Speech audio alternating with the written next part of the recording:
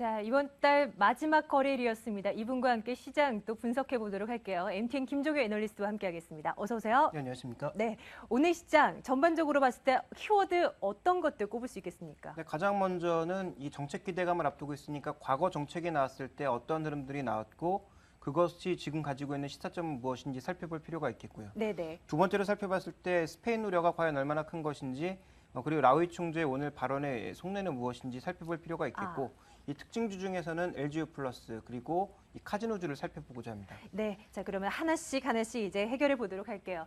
정책 기대가 Q3보다는 22 통화정책회의 쪽으로 조금은 더 집중되어 있는 것 같습니다. 오늘 밤보다는 다음 달을 조금 더 집중적으로 보자라고 계속해서 말씀을 드렸었는데요. 과거 사례를 통해서 본자라고 하셨습니다. 어디서 투자 포인트를 얻을 수 있는 겁니까? 네, 일단 두 가지입니다. 우리가 포인트를 얻을 수 있는 것은 외국인 순매수 강도와 그리고 이 자산 가격의 움직임 이런 것들에서 아이디어를 얻어볼 수가 있는데요. 준비된 그림을 보면서 살펴보시면 결국 결론은 하나입니다. QE3나 LTRO가 나왔을 때 외국인들은 샀고 코스피는 올랐다라는 것입니다. 그에 대한 이 검증인데요. 실제로 QE1이 나왔을 때 외국인 매매 동향은 반전했고 QE1이 끝나니까 둔화되는 모습을 보였습니다. 뒤를 이어서 QE2도 마찬가지였죠.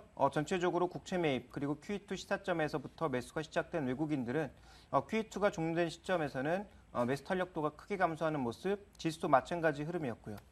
그다음 살펴보시면 유럽의 LTRO 효과, 1차 때는 별 효과가 없었습니다만 2차 때는 금리의 변화와 함께 굉장히 강한 그런 외국인 매수가 이어지면서 코스피의 전반적인 움직임이 확대되는 모습들 이런 것들이 연출되었기 때문에 전체적으로 지금 이런 유동성 효과와 전체적인 시장 움직임, 외국인 움직임은 항상 맥락을 같이 했다라는 점에서 시장은 주목하고 있는 것입니다. 또 하나 살펴봐야 될 것은 QE1, QE2 그리고 LTRO 시점에 모두 자산 가격들이 올랐다라는 것인데 특히 상품 가격의 반등폭이 컸습니다. 대표적으로 이제 유가라든지 구리와 같은 이 산업용 금속의 가격이 가장 크게 올랐기 때문에 그와 관련된 종목군들의 거는 기대감이 높아질 수밖에 없는 거죠. 근데 결론적으로 말씀드리면 몇 가지 다른 점이 있다라는 점에서 우리가 포인트를 얻어볼 수 있는데요. 조금 전에 이트레이드 투자전략 팀장도 언급했습니다만 중국 경제가 둔화되고 있습니다. 네. 비철금속의 수급은 결국 중국에 의지하고 있기 때문에 비철금속의 상승세는 제한적일 수 있다라는 점에서 차이점이 있을 것 같고요. 만약에 이제 QE3가 나온다고 하더라도 또 하나의 차이점은 우리가 찾아볼 수 있는 것은 이 통화 약세가 지금 더 진행될 가능성, 특히 결제 통화라고 볼 수 있는 유로나 달러의 동반 약세 가능성을 우리가 생각해 볼 수 있기 때문에 상대적인 대체적인 금 가격의 상승이 나타날 개연성, 특히 8월을 기점으로 해서는 전 세계 물가가 모두 서서히 반등을 보일 가능성이 있다라는 점에서 인플레이션 금 가격이 올라갈지 여부를 잘 살펴보시는 게 중요할 것 같고요. 세 번째로 이 QE3가 강력하게 나오면 모르되 QE3나 LTRO 혹은 S&P의 효과가 시장이 기대했던 것보다 못 미친다면 외국인들은 이미 선행해서 샀기 때문에 과거만큼 사지 않을 것이라는 것도 차이점으로 살펴봐야 될 것 같습니다. 네, 두 가지 이슈로 꼽아주셨던 스페인 총리의 말도 한번 들여다보도록 할게요. 라우이 총리가 이런 얘기를 했죠. 조건이 확실해지기 전까지는 구제금융을 신청하지 않겠다라고 했습니다. 지금 스페인의 사정이 좋지 않다라는 것은 누구나 다 아는 사실인데 그는 왜 이런 얘기를 했던 걸까요? 네, 아무래도 이제 압박하기 위한 그런 요인이 아니었나.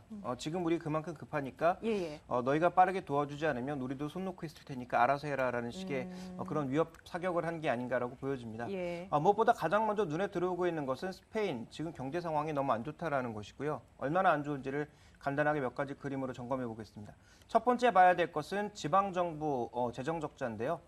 지금 준비된 그림을 보시면 최근에 이제 지원을 요청한 카탈루니아 지방이라든지 발렌시아 쪽에 모두 재정 적자가 많은 상황인데 재정 적자 금액은 21억 유로 정도의 부채 규모를 갖고 있음에도 불구하고 이번에 신청한 것은 원래 35억보다 더 높은 45억 정도 유로 정도를 신청을 했고요. 카탈루니아도 더 신청할 것으로 예상이 되고 있고 이외에 또 무르시아 지역도 이미 신청을 한 상황이고요. 또 이제 안달루시아 지역 쪽에서도 만약에 추가적인 신청을 한다면 스페인 재정은 다시 한번 또 구멍이 날 수밖에 없다라는 점을 주목해 볼 필요가 있을 것 같습니다. 두 번째로 봐야 될 것은 스페인이 지금 또 3분기 연속으로 마이너스 성장을 보여주고 있는 좋은 게 뭐냐면 부문별 흐름인데 일부 수출 기업들의 수출을 제외한다면 나머지 내수 부분이 모두 마이너스 국면을 좀처럼 벗어나지 못하고 있다는 겁니다. 특히 스페인 내수의 지금 50% 이상을 차지하고 있는 건설 투자 같은 경우에는 여전히 침체 국면, 부동산 가격도 여전히 침체 국면을 보여주고 있는 모습들이고 나머지도 모두 마이너스 국면이거든요. 그래서 이런 것들을 돈을 지원한다고 해서 해결될 수 있을까에 대한 회의감도 일부 비관론자들에게는 존재하고 있는 양상이 있고요. 그래서 전체적으로 지금 시장 상황을 살펴봤을 때 유로존의 이런 위기들이 쉽사리 해결될 수 없는 데다가 뭔가 강력한 대책이 나와야 되지 않겠느냐 이런 것들을 계속 요구하고 있습니다. 그래서 좀 얘기가 되고 있는 건 뭐냐면 이 단기 금리의 안정은 나타나고 있지만 장기 금리가 안정되지 않고 있다는 건 특징인데요. 최근에 이제 ECB가 돈을 쏟아붓기 시작하면서 이 준비된 그림을 보시면 유리보 OIS 스프레드라고 하는 게 있는데 이게 간단하게 말씀드리면 유럽 쪽에서 조달하는 금리, 단기 금리라고 보시면 됩니다.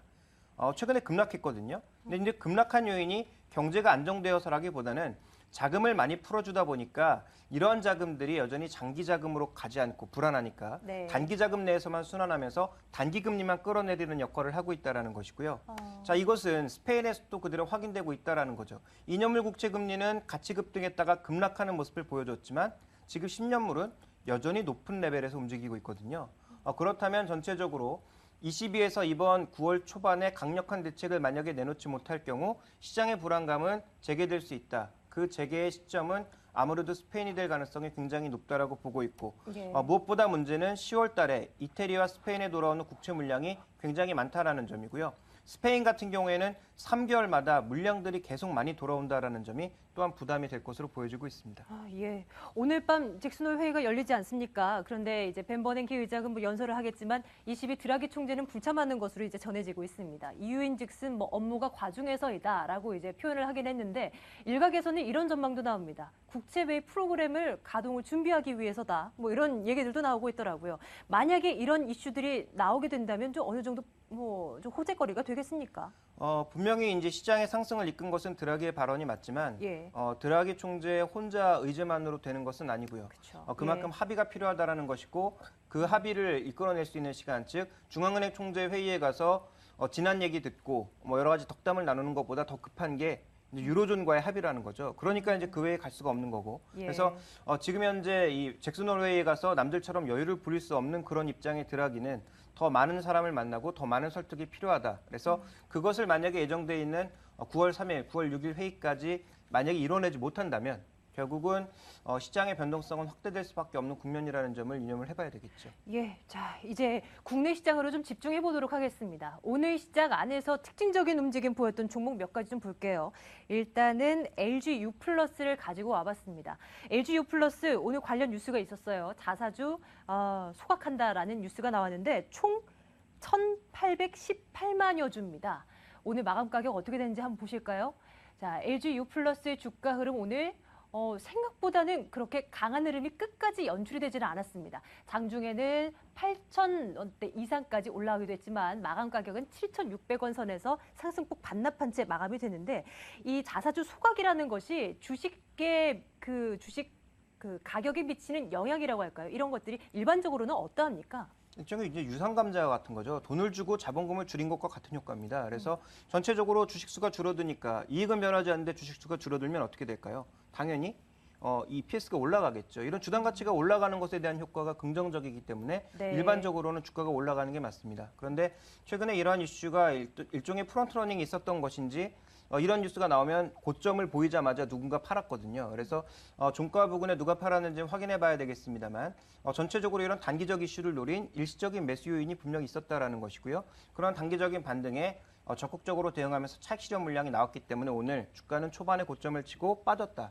이렇게 볼 수 있는 상황인데 네. 중장기적으로는 한마디로 이게 이제 주당 가치가 조금만 더 올라가게 되면 더 긍정적인 효과를 볼 수 있지 않습니까? 또 하나 이제 중요한 건 뭐냐면 이 오버행 이슈, 이 1,800만 주의 물량을 LGU 플러스는 무조건 팔아야만 했거든요. 네네. 올 연말까지. 네. 근데 이걸 팔지 않고 자사주 소각을 한다라고 하니까 긍정적인 이슈인데다가 본질적인 업황이 어떻게 되느냐가 가장 핵심인데 예. 이 부분은 좋아질 것 같습니다. 그래서 제가 이제 오전 시간에 항상 이 종목에 대해서 추천을 좀 드리고 있는데요. 이 종목의 업황을 간단하게 좀 점검해 보면서 마무리를 하도록 하죠. 최근에 이제 준비된 그림을 보시면 LTE 가입자 수 그리고 요금제의 숫자가 나오는데 전반적으로 지금 높은 요금제 숫자가 빠르게 증가하고 있는 것이 눈에 띄고 있고 LTE 가입자 숫자는 증가하는데 점유율은 감소하고 있습니다. 점유율 감소는 너무도 당연한 거죠. 그동안 끼어들지 않았던 KT가 끼어들고 있고 SK텔레콤도 공격적인 영업을 하다 보니까 초반에 가장 먼저 시작한 LG유플러스가 처음엔 점유율이 높았지만 점유율은 낮아지고 있는데 낮아지는 점유율이 중요한 게 아니라 LTE 쪽에 가입자가 늘고 있고 높은 요금을 내는 사람들이 늘어나니까 나타나는 효과, 즉 가입자당 이익이 가파르게 증가하고 있다는 것입니다. 그래서 이 부분이 긍정적이라서 3분기 이후의 실적은 빠르게 개선될 것으로 보여지고 있고요. 지금 걱정되는 건 LTE와 관련된 마케팅 비용인데 마케팅 비용의 문제는 KT와 SK텔레콤이 더 문제입니다. 그리고 LG유플러스 같은 경우에는 하반기에 이러한 공격적인 그 마케팅 비용을 좀 지양하겠다라는 그런 얘기가 나오고 있는데 마케팅 비용을 추가적으로 크게 늘리지만 않는다면 뭐 현재의 긍정적인 추이가 이어질 가능성이 높기 때문에 오히려 긍정적인 부분이 아닌가. 그래서 장기적으로 보면 지금도 여전히 매력적인 구간으로 판단하고 있습니다. 예.